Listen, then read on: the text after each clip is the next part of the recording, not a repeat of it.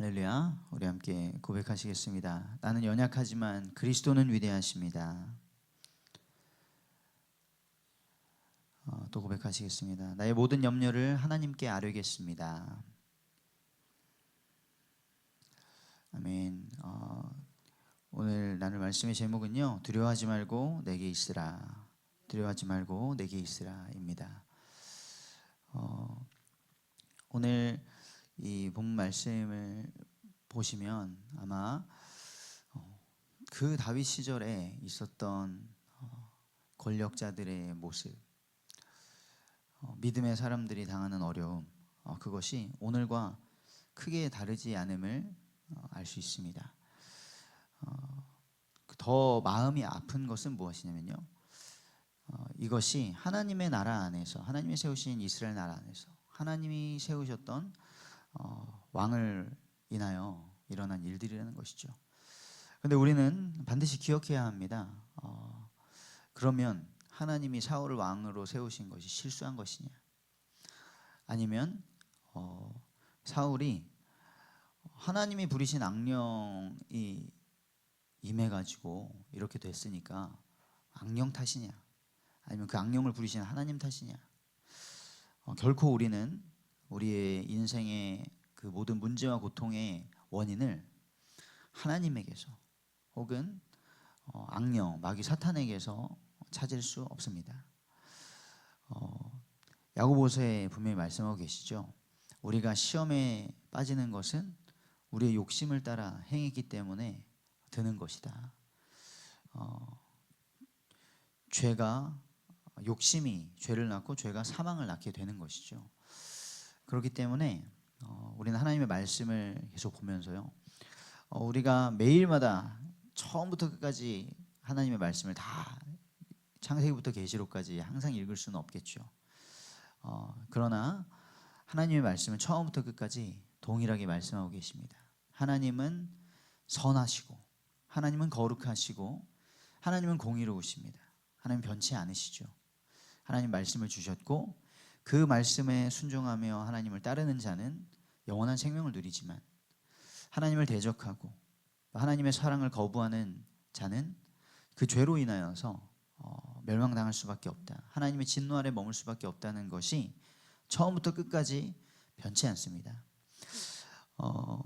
오늘 말씀에 보면 사울이 이제 굉장히 구체적으로 그 권력을 가졌지만 하나님을 경외하지 않는 자가 어떠한 방법으로 살아가는가가 나오게 됩니다. 사울은 이제 다윗을 없애기 위하여서 쫓아다니고 있는데요, 딱 사울이 자기의 단창을 들고, 권력이죠, 왕의 위엄을 나타내려고 합니다. 세상 사람들은 힘에 의지하여서 자기의 존재감을 나타내려고 하죠.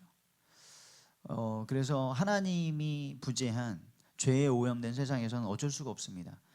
사람들이 그 세상을 보면서 세상은 약육강식이구나, 약한 자가 먹히는구나, 강한 자가 이기는 것이구나 라고 생각하고 더 큰 힘을 얻기 위하여서 애를 씁니다.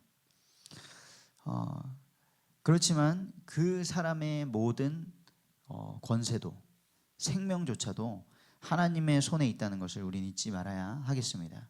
그 사울이 왕의 권위로 신하들에게 말하는 것입니다. 그 사울의 언어에 주목할 필요가 있는데요, 그의 언어에서 그의 모든 지금 속에 있는 사상들이 드러나기 때문입니다. 사울이 말합니다. 이제 다윗을 더 이상 다윗이라고도 부르지 않고요, 이새의 아들이라고 계속 부릅니다. 지난번부터 계속해서 이새의 아들, 자기 요나단에게도 이새의 아들 어디 갔느냐라고 업신여기는 것을 볼 수 있습니다. 그런데 그러는 것이죠. 아무도 지금 다윗에 대해 자기한테 고발하지 않고 자기가 다윗을 잡도록 돕지 않는 것 같은 겁니다. 다윗이 잡히지 않으니까요. 그러니까 지금 그 이새의 아들이 너희에게 무슨 자리를 주겠냐? 진짜 이새의 아들이 뭐 좀 기름 부음 받았다고 해서 왕이 되겠냐? 그것을 지금 기대하면서 나를 무시하는 것이냐라는 언급을 하는 것이죠. 세상에서는 그렇게 사람들을 움직이죠. 이거 해주면 내가 한 자리 줄게. 그런 이해관계로 다 얽혀 있고요. 그렇게 힘 있는 자가 권력 있는 자에게 가서 줄을 대고 그런 식으로 살아가지 않으면 되지 않는 그런 구조가 되었습니다. 그래서 이런 세상을 우리가 살아갈 때에 정말 하나님께서 날마다 우리에게 주시는 힘과 또 진리의 말씀과 성령 충만함이 아니면은 우리도 어떻게 별 수 있겠습니까? 정말 이 시대에 다니엘과 같이 다윗과 같이 믿음으로 설 수 있기를 원합니다. 그래서 그 다니엘도 바벨론 포로 시기에 했던 것이 무엇입니까? 하루에 3번 하나님 앞에 무릎을 꿇고 기도하는 것밖에 방법이 없었습니다. 그래서 오늘 이 새벽에 교회 현장에서 또 각자의 처소에서 새벽을 깨우시는 하나님의 은혜를 바라시는 우리 모든 성도님들에게 세상의 모든 두려움을 이겨낼 힘을 얻으시기를 축복드립니다.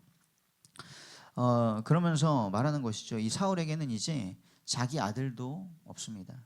내 아들도 요나단 이렇게도 하지 않죠. 내 아들도 지금 그 이세의 아들이랑 약속해가지고 언제 또 매복해가지고 나를 죽일 수도 있지 않냐라는 것까지 이제 생각을 하게 되는 겁니다. 사울의 온통 관심은 자기의 안위, 자기의 목숨, 자기의 왕좌밖에 없습니다. 그래서 우리가 사람을 의지해서는 안 되는 것이죠. 마치 그 권력자가 우리 신자들도 더 경계하고 또 우리가 오늘 우리 나라를 위해서 기도해야 되는 것은요. 기독교인이라고 하는 사람도 자칫 잘못하면 저 권력자가 지금 나를 쓰고 있어. 저 권력자가 나를 신뢰하고 있어. 나는 괜찮겠지. 그렇지만 만약에 자신이 지금 선택하고 행하는 것이 하나님 앞에 올바른 것이 아니라면 언제 어떻게 될지는 아무도 모릅니다. 그렇게 의심하고 있었을 때에 에돔 사람 도액이 나섭니다. 보았죠. 그 노베서 제사장 아히멜렉이 다윗을 도와준 것을 보았습니다. 그래서 그것을 그대로 사울 왕에게 말한 것이죠.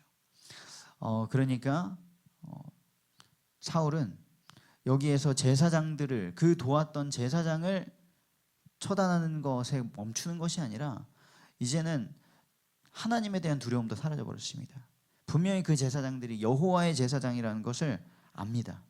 그런데 그 여호와의 제사장 아히멜렉을 비롯해서 제사장들을 다 죽여라 라는 것이죠. 얼마나 무서운 일입니까? 우리가 우리 안에 있는 죄를 깨닫고 돌이키지 않으면요, 그 죄는 점점점 커져서 우리를 멸망으로 몰아가고요, 또 우리의 그 주변도 다 파괴시키는 엄청 무서운 일입니다. 그래서 오늘 아침에 우리가 찬양을 했습니다. 우리는 주의 군사가 되어야 됩니다.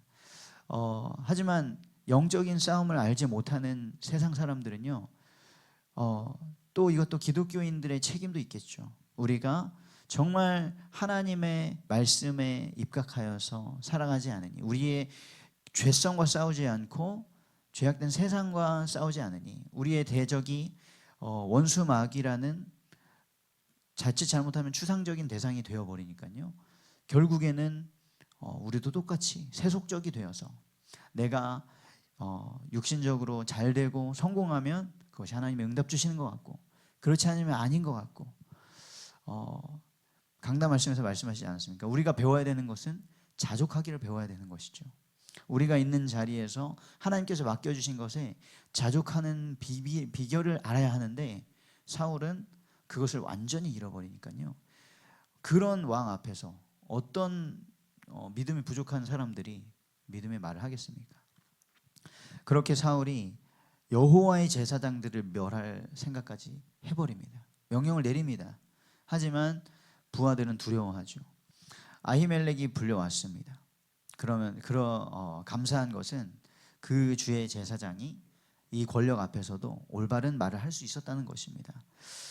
그래서 우리는 우리 교회와 또 우리 담임 목사님과 주의 종들을 위하여서 힘써 기도해야 되고, 우리가 또 하나님의 백성들로서 올바르게 설 수 있어야 하는 것은요, 언제 이렇게 권력자 앞에 또 세상의 힘 앞에 우리가 서게 될지 모릅니다. 그때에 우리가 무장되어 있지 않으면 우리도 예수님의 제자들과 같이 도망칠 수밖에 없겠죠. 숨을 수밖에 없을 것입니다. 그렇지만 그때에 우리가 아히멜렉과 같이, 다윗과 같이, 다니엘과 같이 하나님의 이름을 온전히 고백할 수 있는 자가 되기를 오늘 이 아침에도 소망하기를 원합니다. 아히멜렉은 당당히 말합니다. 다윗이 어떤 사람입니까? 다윗이 왕을 대적했습니까? 다윗은 골리앗도 무찌른 자이고 왕의 사위가 된 자이고 호위 대장이 된 자이 아닙니까?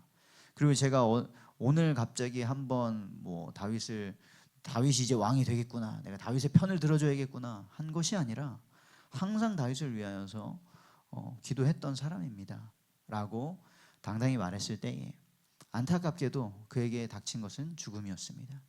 그렇지만 하나님 앞에 선 것이죠. 사울이 권력을 가지고 자기의 마음대로 사람들의 생명을 해할 수 있는 것 같았지만 결코 그것이 사울의 영혼까지도 지켜줄 수는 없었습니다. 예전에 지금도 계속해서 일어나는 일들이죠. 저 중동 지역에서는 이슬람권에서 예수 믿는 자들을 막 죽이지 않습니까? 그 예수 핍박하는 자들이 총을 가지고 예수 믿는 자들을 사살하는 영상을 이렇게 보았을 때요, 저의 마음이 아팠던 것은 무엇이냐면 어쩌면 저 믿는 자들은 죽으면 천국이다.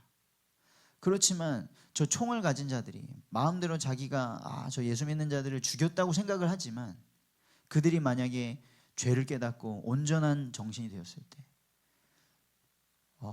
사울이 신약 성경에 바울이 아직 예수 그리스도를 만나기 전에 스데반을 돌로 쳐 죽이지 않습니까? 그것을 허락하지 않습니까? 나중에 예수님을 만나게 됐을 때 자기가 했던 그 모든 핍박들, 그것이 얼마나 마음 아프게 다가왔겠습니까? 바울은 사도 바울의 사역을 하기 전에 아라비아 광야에서 수년의 시간을 보내죠.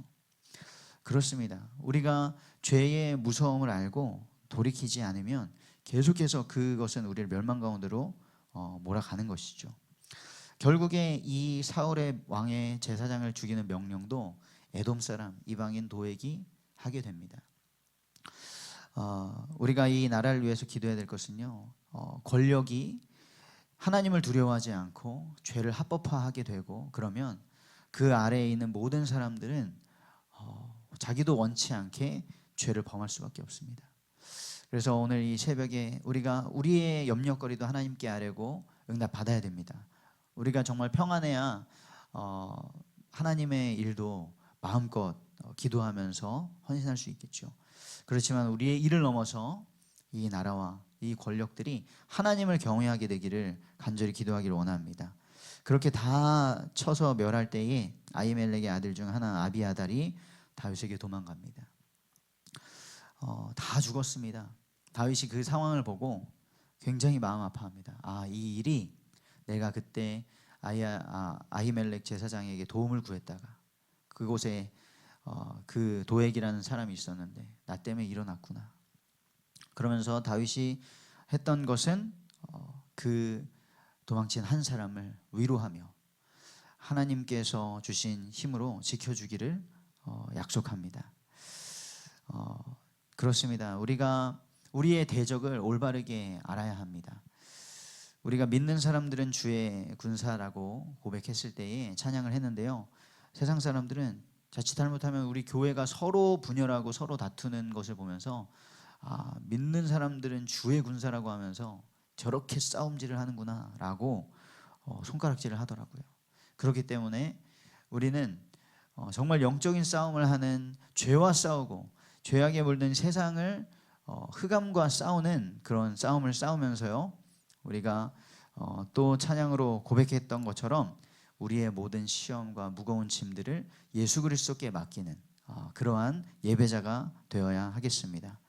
주님이 말씀하십니다. 다윗이 이렇게 아비아달에게 말했을 때에 두려워하지 말고 내게 있으라, 내가 너와 함께 있으면 안전하리라, 이렇게 말했을 때 얼마나 드늘겠습니까? 사실 다윗은 아직 아무것도 아닙니다. 그냥 동굴에 숨어 다니는 그런 사람입니다. 사울은 살아있는 권력입니다. 그렇지만 이렇게 다윗이 한 것처럼 예수 그리스도께서 우리에게 말씀하고 계십니다. 내가 너와 항상 함께 하겠다. 나의 안에 거하라. 수고하고 무거운 짐진 자들아 다 내게로 오라. 내가 너희를 쉬게 하리라. 오늘 아침에 우리에게 그 약속의 말씀을 주시고 약속을 신실하게 성취하시는 예수 그리스도의 이름 부르시면서 참된 평안과 기쁨을 회복하게 되시기를 주님의 이름으로 축복합니다.